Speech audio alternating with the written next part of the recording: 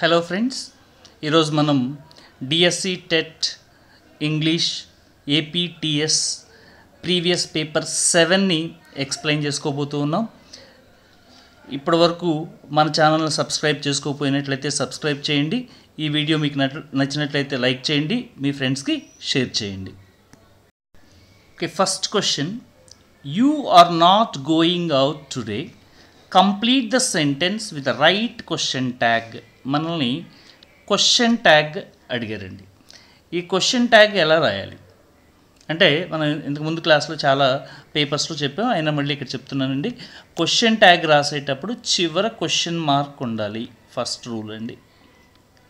రెండో రూలు, ఈ సెంటెన్స్లో సబ్జెక్ట్ ఏంటో చూసుకోండి. సబ్జెక్ట్ ఏంటి? యూ. ఆ యూనే ఇక్కడ రాసుకుంటాం. రెండో rule. And the third rule is, ఈ సెంటెన్స్లో నాట్ ఉందేమో చూసుకోండి. నాట్ ఉంది కాబట్టి ఇక్కడ నాట్ రాయాల్సినటువంటి అవసరం లేదు. అండ్ ద ఫోర్త్ రూల్, ఈ సెంటెన్స్లో హెల్పింగ్ వర్బ్ ఏంటో చూడండి. ఆర్. కాబట్టి ఆ ఆర్ అనే హెల్పింగ్ వర్బ్ని ఇక్కడ రాసేసుకోండి. Now this is the answer. మీ ఆన్సర్ ఏంటి? ఆర్ యూ క్వశ్చన్ మార్క్ ఇవ్వాలి. మనకి ఇక్కడ ఇచ్చిన ఆన్సర్స్లో క్వశ్చన్ మార్క్స్ రాలేదు కాబట్టి మనం ఆర్ యూ ఎక్కడుందో చూడండి. ఇక్కడ ఆర్ అండ్ యూ ఇచ్చాడు కాబట్టి ఇది ఆన్సర్ కాదు. చూడండి, ఇక్కడ డూ యూ ఇచ్చాడు, ఇది ఆన్సర్ కాదు. డోంట్ యూ ఇచ్చాడు, ఇది ఆన్సర్ కాదు. చూడండి, what is the right answer? Second option is the right answer మనకి. Next, she saw me, the negative form of the sentence is. ఈ షీ సా మీకి నెగటివ్ ఫామ్ రాయండి అంటున్నాడు. అంటే నెగటివ్ ఫామ్ అంటే ఏంటి? నాట్ యూసెస్ రాయడం అనే నెగటివ్ ఫామ్ అంటామండి. అయితే ఇక్కడ షీ సా మీలో వర్బ్ ఏంటండి? సా. సా ఎన్నో రూపంలో ఉంది అంటే V2 అంటామండి. వర్బ్ సెకండ్ ఫామ్ అంటే సింపుల్ పాస్ట్ టెన్స్లో ఉంది. ఓకే, మీరు ఎప్పుడైనా నెగటివ్ సెంటెన్స్ చేయాలి అంటే ఏంటంటే ఈ నాట్ అని ఏం చేయాలి అంటే ఒక హెల్పింగ్ వర్బ్కి ఒక హెల్పింగ్ వర్బ్తో యాడ్ చేసుకోవాలండి. హెల్పింగ్ వర్బ్ ప్లస్ నాట్ పెట్టాలి.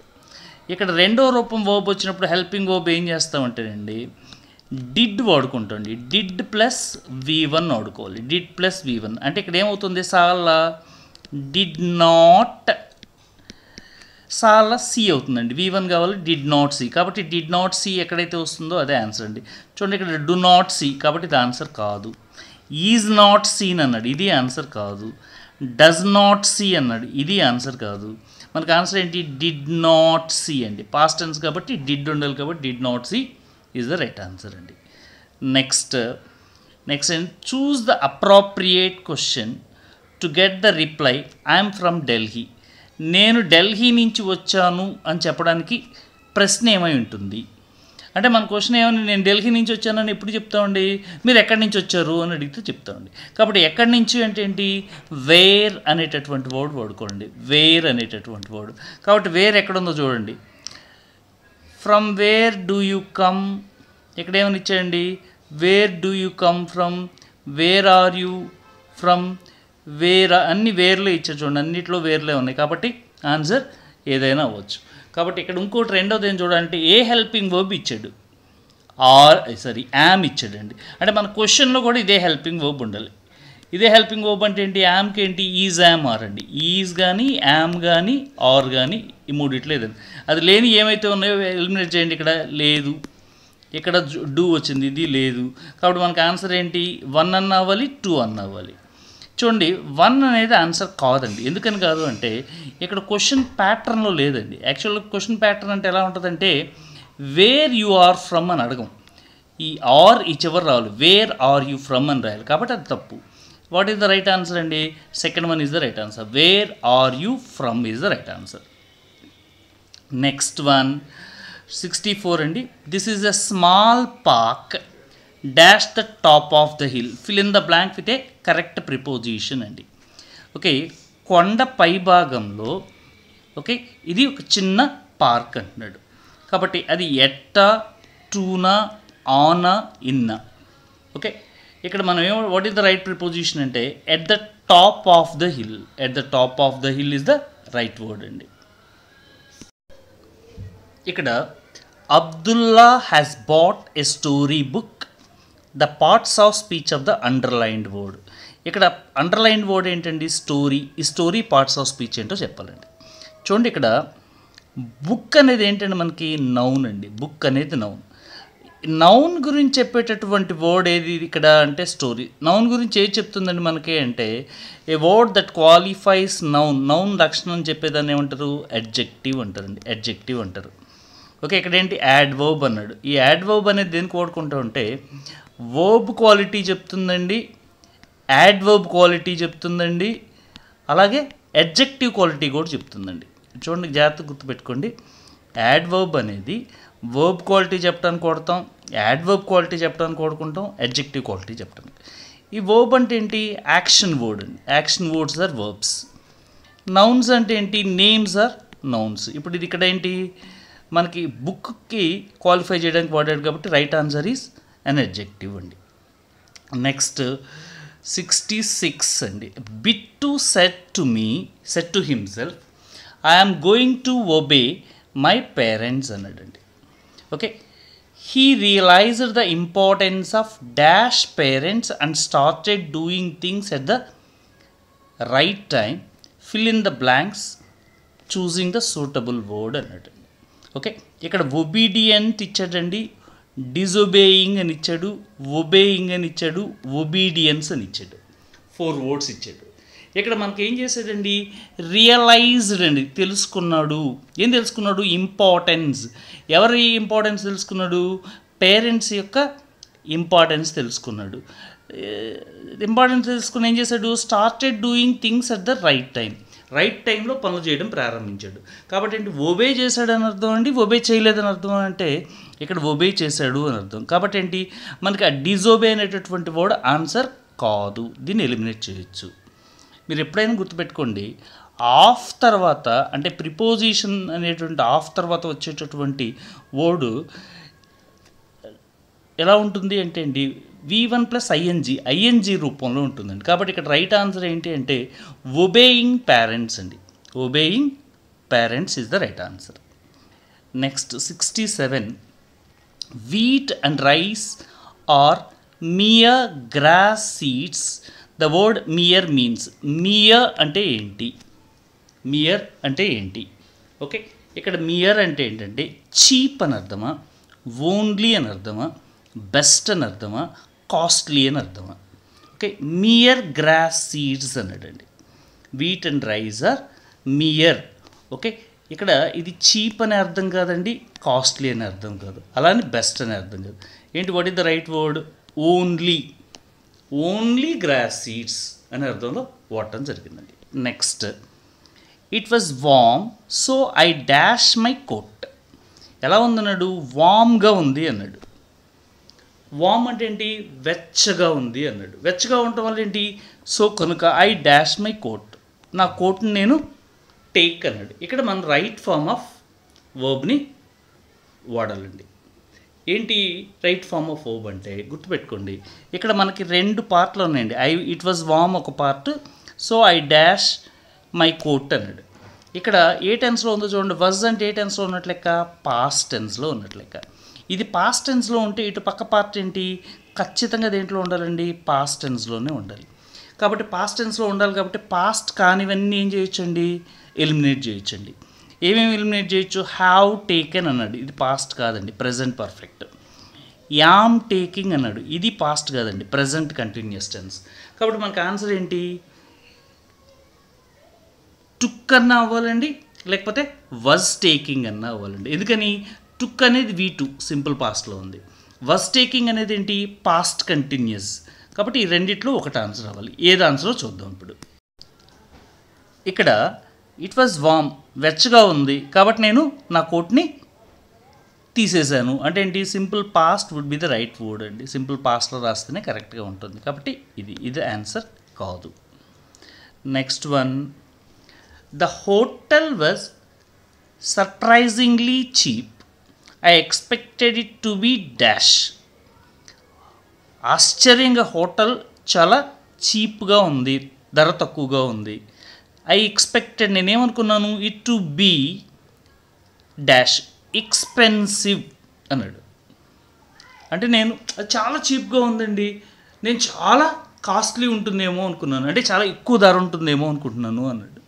అంటే ఎక్కువ ధర ఉంటుంది అంటే మనం దేంట్లో చెప్పుకుంటే బాగుంటుందంటే సూపర్లేటివ్లో చెప్తే బాగుంటుందండి. కాబట్టి సూపర్లేటివ్లో చెప్పడానికి ఉన్నటువంటిది ఏంటి అంటే ఈ మోర్ ఎక్స్పెన్సివ్ అంటే కంపారిటివ్లో ఉన్నట్లు లెక్క. సో ఎక్స్పెన్సివ్ అనేది కూడా కాదు. కాబట్టి ఏంటి మోస్ట్ ఎక్స్పెన్సివ్ కానీ ద మోస్ట్ ఎక్స్పెన్సివ్ కానీ. ఇక్కడ మనకు రైట్ ఆన్సర్ ఏంటంటే సూపర్లేటివ్లో ఉంది కాబట్టి the most expensive is the right one. Next, the heading of in the letter in writing a letter includes. Okay, హెడ్డింగ్లో ఏముంటుంది అంటున్నాడండి. హెడ్డింగ్లో గ్రీటింగ్ ఉంటుందా, రైటర్స్ అడ్రస్ ఉంటుందా, address of the person to whom you are writing, మీరు ఎవరికైతే రాస్తున్నారో వాళ్ళ address ఉంటుందా, రైటర్స్ అడ్రస్ అండ్ డేట్ ఉంటుందా. మనం లెటర్ రాసేటప్పుడు రైట్ హ్యాండ్ సైడ్ కార్నర్లో ఉండేదాన్ని హెడ్డింగ్ ఆఫ్ ద లెటర్ అంటామండి.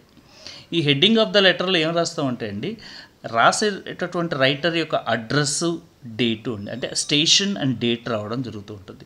కాబట్టి what is the right option? The fourth one is the right option అండి. Writer's address and date are correct options. Next one, you can borrow the money dash complete the sentence choosing the correct order, correct answer అన్నట్టు.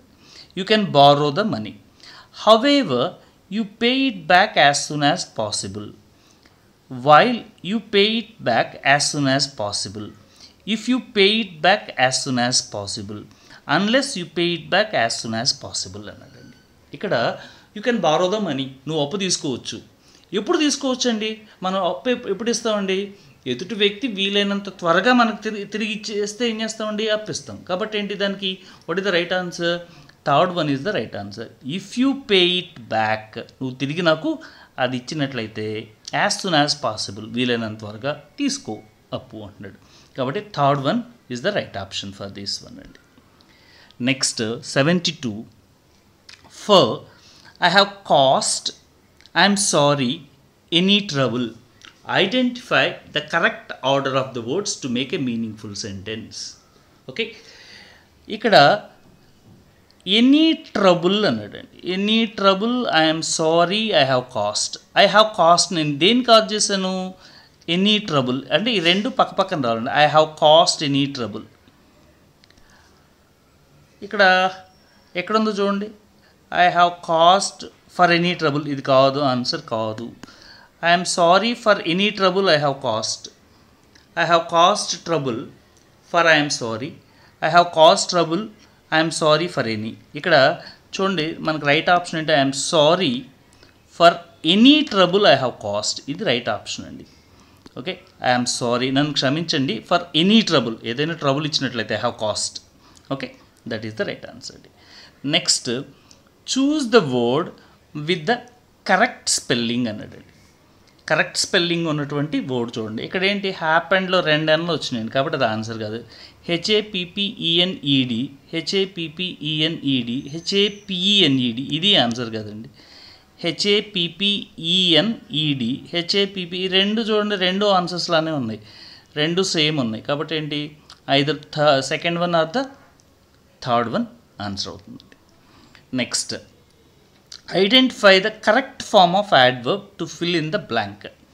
I have told you, adverb అన్నాడండి, యాడ్వర్బ్ని పెట్టాలి. I have told you, నేను మీకు చెప్పాను. ట్వైజా, many many టైమ్సా, 1 టైమా, 2 టైమ్సా.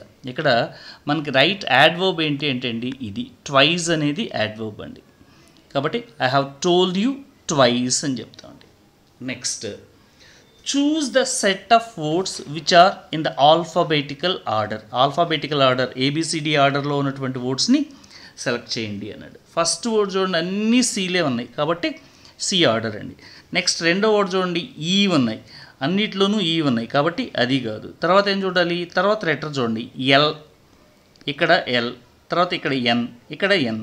L ముందా ఎన్ ముందా అంటే LMN, ఎల్ఏ వస్తుందండి ముందు. కాబట్టి ఎల్ తర్వాత ఏంటి, రెండిట్లోనూ ఈ ఉన్నాయి, రెండిట్లోనూ బి ఉన్నాయండి. తర్వాత ఏంటి, రెండిట్లోనూ ఆర్ ఉన్నాయండి. ఇక్కడ ఏ ఉంది, ఇక్కడ ఐ ఉంది, AI.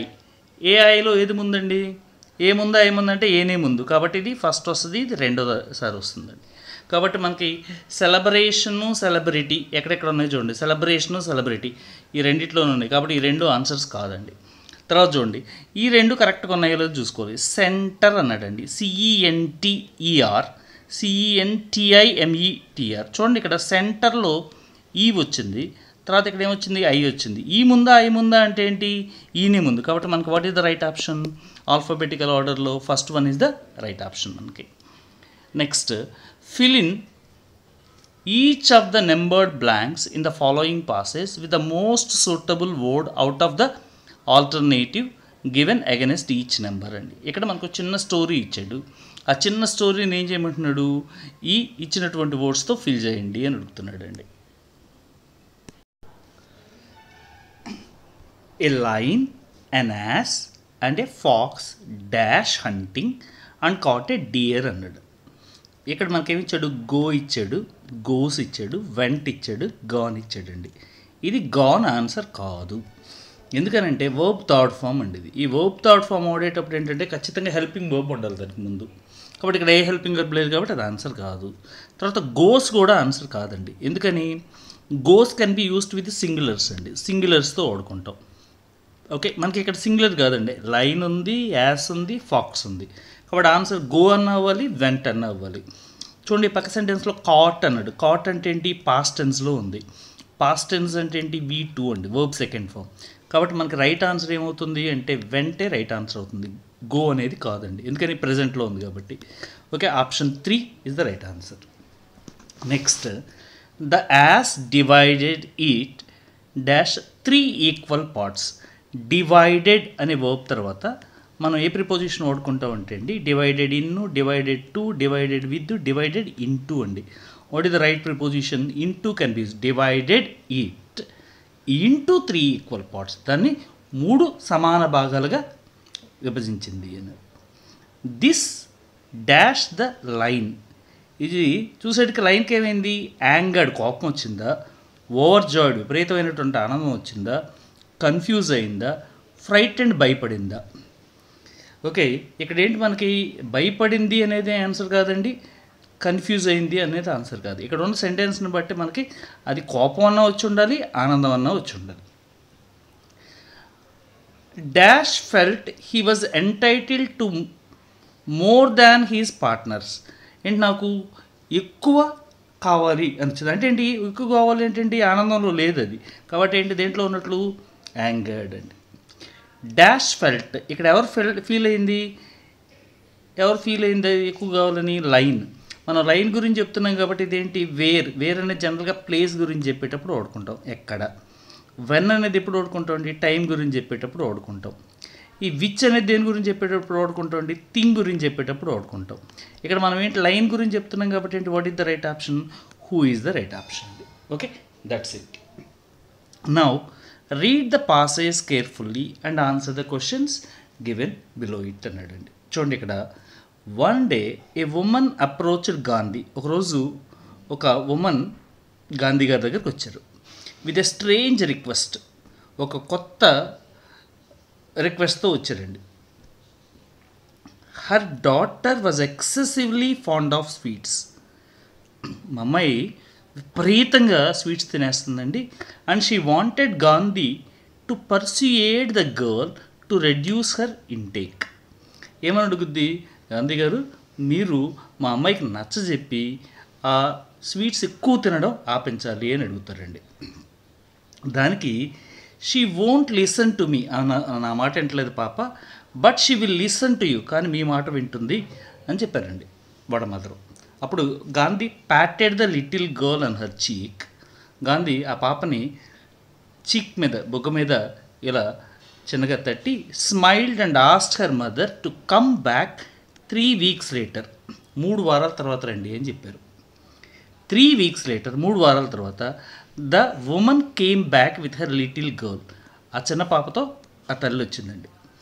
Gandhi, the affectionate soul, he was made her sit on his lap. ఆ పాపని తన ఒడిలో కూర్చోబెట్టుకొని హీ టోల్డ్ హర్, ఆ పాపకు చెప్తున్నారు, she should listen to her mother, నువ్వు మీ అమ్మగారు చెప్పినట్లు వినాలి. అండ్ ఈట్ ఫ్యూయర్ స్వీట్స్, చాలా తక్కువ స్వీట్స్ తినాలి. As too many were bad for her health, ఎక్కువ తింటే ఏంటి నీ ఆరోగ్యం చెడిపోతుంది అని చెప్పారండి. The girl promise to cut down on sweets. ఆ గర్ల్ ఏం ప్రామిస్ చేసిందండి గాంధీ గారికి, ఏమని? కట్ డౌన్, నేను తగ్గించుకుంటాను అని. The mother was relieved and thanked Gandhi. ఆ మదర్ రిలీఫ్గా ఫీల్ అయ్యి గాంధీ గారికి థ్యాంక్స్ చెప్పిందండి. But why did you tell this 3 weeks ago? Why didn't you tell this 3 weeks ago? మీరు ఇది 3 వారాల క్రితమే చెప్పొచ్చు కదా. When I first bought her, మా పాపని ముందు తీసుకొచ్చినప్పుడు, అండ్ షీ ఆస్ట్ క్యూరియస్లీ, ఆసక్తిగా అడిగారండి ఆ తల్లి. ఐ కుడ్ నాట్ ఎక్స్ప్లెయిన్, నేను దాన్ని ఎక్స్ప్లెయిన్ చేయలేను. గాంధీ స్మైలింగ్, గాంధీ నవ్వుతూ, 3 weeks ago I two was addicted to sweets. 3 వారాల క్రితం నేను కూడా స్వీట్స్కి ఎడిక్ట్ అయిపోయి ఉన్నాను, కాబట్టి నేను ఆ పని అప్పుడు చేయలేకపోయాను అని చెప్పారండి. ఇక్కడ మనకి the woman bought her daughter to Gandhi. ఎందుకు తీసుకొచ్చారు? Her daughter wanted to see Gandhi. గాంధీని చూడాలని తీసుకొచ్చారా? కాదు. She wanted her daughter to see Gandhi. ఆమె కూతురు గాంధీని చూడాలంటే తీసుకొచ్చారంటే కాదు. She wanted to see her daughter, Gandhi wanted to see her daughter. Gandhi వాళ్ళ అమ్మాయిని చూడాలంటే తీసుకొచ్చారంటే కాదు. ఆన్సర్ ఏంటండి? 4th one. Her daughter would not listen to her but she would listen to Gandhi. తన మాట వింటలేదు, వాళ్ళ పాప గాంధీ గారి మాట వింటుందని తీసుకురావడం జరిగిందండి. Next, one day the woman approached Gandhi with a strange request. ఒక రిక్వెస్ట్తో వచ్చారండి గాంధీ గారి దగ్గరికి. ఏంటి ఆ request? To ask Gandhi to eat sweets. Gandhi గారిని స్వీట్స్ తినమనా? To help her stop eating sweets. ఆమెకి హెల్ప్ చేయమనా? ఆమె ఎక్కువగా స్వీట్స్ తింటుంది కాబట్టి ఆమెకు హెల్ప్ చేయమనా? లేదా to tell her daughter to reduce eating sweets. ఆమె పాపకి చెప్పమని చెప్పా, లేదా tell her daughter to eat sweets, వాళ్ళ పాపని స్వీట్స్ తినమని చెప్పమనా? అంటే మనకు what is the right answer అండి? టు టెల్ హర్ డాటర్, వాళ్ళ పాపకి చెప్పమని. To reduce eating sweets, okay, sweets తింటాం తగ్గించమని. Gandhi as the woman to come back 3 weeks later. 3 వారాల తర్వాత రమ్మన్నారు గాంధీ గారు. ఎందుకని? Gandhi was also addicted to sweets. Gandhi గారు కూడా స్వీట్స్కి అడిక్ట్ అయి ఉన్నారు. లేదా Gandhi wanted to teach the woman a lesson. Gandhi గారు ఆ ఉమన్కి ఒక గుణపాఠం చెప్పాలనుకున్నారు. Gandhi wanted the girl to learn it by herself. Gandhi ఆ పాప తనకు తనే తెలుసుకోవాలి అని కోరుకున్నారు. Gandhi wanted to find the solution from somebody. Gandhi ఈ సమస్యకు సొల్యూషన్ ఎవరి దగ్గరైనా తెలుసుకుందాం అనుకున్నారు. అందుకే 3 వారాల తర్వాత రమ్మన్నారు. ఏది రైట్ ఆన్సర్ అండి? అప్పటికి గాంధీ గారు కూడా స్వీట్స్కి అడిక్ట్ అయి ఉన్నారు కాబట్టి తను చేస్తూ ఆ పని ఇంకొకటి చేయొద్దు అని చెప్పడం కరెక్ట్ కాదని అతను మానేసి ఆ పాపకి చెప్పడం జరిగిందండి. Gandhi told the girl, Gandhi గారు పాపకి ఏం చెప్పారు? టు ఈట్ మోర్ స్వీట్స్, ఎక్కువ స్వీట్స్ తినమన్నారా అంటే కాదు. Not to eat any sweets, అసలు స్వీట్సే తినొద్దన్నారా అంటే కాదు. టు ఈట్ ఫ్యూయర్ స్వీట్స్, తక్కువ స్వీట్స్ తినమన్నారు. ఇది ఆన్సర్ అవ్వచ్చు. To be affectionate to her mother, తల్లి ఎడల ప్రేమను కలిగి ఉండమన్నారు. ఇది కాదండి. ఆన్సర్ ఏంటి? టు ఈట్ ఫ్యూయర్ స్వీట్స్, తక్కువ స్వీట్స్ని తినమన్నారు. Next, the word approached in the passage means. ఇక్కడ ఈ పాసేజ్లో అప్రోచ్డ్ అనే వర్డ్కి అర్థం ఏంటి అంటే బ్రాట్ టు తీసుకురావడమా, కేమ్ టు రావడమా, టోల్డ్ చెప్పడమా, ఆస్ట్ అడగడమా? ఏంటండి? కేమ్ టు రావడాన్ని అప్రోచ్డ్ అంటామండి. నెక్స్ట్ 85, ఇవి మెథడాలజీ బేస్డ్ క్వశ్చన్స్ అండి. Tongue twisters can be used effectively to improve. ఈ టంగ్ ట్విస్టర్స్ ఎందుకు వాడుకుంటారు? టంగ్ ట్విస్టర్స్ ఎందుకు వాడుకుంటామండి? దేన్ని ఇంప్రూవ్ చేయడం కోసం వాడుకుంటాం? వొకాబులరీ ఇంప్రూవ్ అవుద్దంటే టంగ్ ట్విస్టర్స్ తోటి నో. ప్రొనౌన్సియేషన్ ఇంప్రూవ్ అవుద్దంటే మేబీ. స్పెల్లింగ్ ఇంప్రూవ్ అవుద్దంటే నో. గ్రామర్ ఇంప్రూవ్ అవుద్దంటే no. What is the right answer? Pronunciation can be improved అండి. ప్రొనౌన్సియేషన్ ఇంప్రూవ్ అవుతుంది టంగ్ ట్విస్టర్స్ తోటి. Next, a structural drill can be useful in remedying the frequently occurring errors concerned with. ఈ structural drill చేయడం వల్ల ఉపయోగం ఏంటి? ఏంటండి ఉపయోగం ఏంటి? ఈ ఎలాంటి ఎర్రర్స్ తగ్గుతాయి అంటున్నాడు. వొకాబులరీ ఎర్రర్స్ తగ్గుతాయా, లేదా ప్రొనౌన్సియేషన్ ఆఫ్ వర్డ్స్ తగ్గుతాయా, లేదా subject verb agreement tense forms తగ్గుతాయా, స్పెల్లింగ్స్ తగ్గుతాయా అంటే ఈ 3 కాదండి. ఏంటది? స్ట్రక్చర్ని స్ట్రక్చర్ డ్రిల్ చేయడం వల్ల మనకేంటి, ఏ సబ్జెక్ట్ తర్వాత ఏ వర్బ్ రావాలి, ఏ టెన్స్ వాడితే బాగుంటుంది, అవన్నీ కూడా మనకి ఈజీగా తెలుస్తాయండి. కాబట్టి third option is the right option. Next 87 అండి. One of the features of the direct method అండి. ఈ డైరెక్ట్ మెథడ్కి ఉన్నటువంటి ఫీచర్స్లో ఒక ఫీచర్ ఏంటి అని అడుగుతున్నాడండి. ఏంటండి ఇక్కడ మనకి డైరెక్ట్గా teaching vocabulary items in the form of word list అండి. ఓకే, వర్డ్ లిస్టుల రూపంలో టీచింగ్ వొకాబులరీని టీచ్ చేయడం ఏమంటారండి? డైరెక్ట్ మెథడ్ అంటామండి ఇక్కడ. Okay, next 88 technique skimming in silent reading means. Okay, silent రీడింగ్లో స్కిమ్మింగ్ అంటే ఏంటి? Reading the passage word by word, or locating the keywords of the passage, లేదా reading the passage slowly to get the details of the passage, లేదా reading the whole passage rapidly to get the gist of the passage. స్కిమ్లో ఉన్నటువంటి technique ఏంటంటే gist కోసం చదువుకుంటుంది, gist of the passage, to get the gist of the passage. కాబట్టి 4th one is the right option అండి. Next test item matching the sentences with pictures. Pictures తోటి సెంటెన్సెస్ని match చేసే ఐటమ్ వల్ల ఏది టెస్ట్ అవుతుంది? రైటింగ్ స్కిల్లా? ఇక్కడ రైటింగ్ స్కిల్ ఏం లేదండి. లిసనింగ్ ఉందంటే లిసనింగ్ లేదు, స్పీకింగ్ ఉందంటే స్పీకింగ్ లేదు. ఏంటండి? Reading skill. ఓకే, సెంటెన్స్ చదివి పిక్చర్ తోటి మ్యాచ్ చేయడం జరుగుతుందండి. ఇక్కడ ఐడెంటిఫై ద మినిమల్ పెయిర్ అన్నాడండి. యాక్చువల్గా దీన్ని నాట్ ఏ మినిమల్ పెయిర్ అంటే బాగుండేది. ఇక్కడ నాట్ ఏ మినిమల్ పెయిర్ కానిది ఏంటి అంటే సిప్ అనేది మినిమల్ పెయిర్ కాదండి. ఎందుకనంటే మినిమల్ పెయిర్ కంటే ఉండాల్సినటువంటి 4 క్వాలిటీస్ ఉండేవి. ఆ 4 క్వాలిటీస్ ఉంటే దాన్ని మినిమల్ పెయిర్ అంటాం. ఓకే, ఇక్కడ చూడండి, సేమ్ నెంబర్ ఆఫ్ సౌండ్స్ ఉండాలి. సౌండ్స్ ఆ పెయిర్లో 2 వర్డ్స్లో సేమ్ నెంబర్ ఆఫ్ సౌండ్స్ ఉండాలండి, ఒక క్వాలిటీ. రెండో క్వాలిటీ ఏంటంటే ఒక సౌండ్ తప్ప మిగిలిన సౌండ్స్ అన్నీ కూడా ఐడెంటికల్ ఉండాలండి. ఎన్ని సౌండ్స్ అయినా ఉండండి, ఒక్క సౌండ్ తప్పితే మిగిలిన సౌండ్స్ అన్నీ ఐడెంటికల్, ఒకే రకంగా ఉండాలి. Different sound must be in the same position. ఈ డిఫరెంట్గా ఉన్న సౌండ్ ఏదైతే ఉందో ఆ సౌండ్ ప్రతి వర్డ్లోనూ సేమ్ పొజిషన్లో ఉండాలి, ఒకే పొజిషన్లో ఉండాలి. దట్టు ఈ 2 వర్డ్స్ మీనింగ్ డిఫరెంట్గా ఉండాలండి. ఇక్కడ చూడండి, ఈ 2 వర్డ్స్ మీనింగ్ ఒకటే, సిప్. కాబట్టి ఏంటి, నాట్ ఏ మినిమల్ పెయిర్ అంటే మనం ఇది ఆన్సర్గా సెలెక్ట్ చేసుకోవచ్చండి.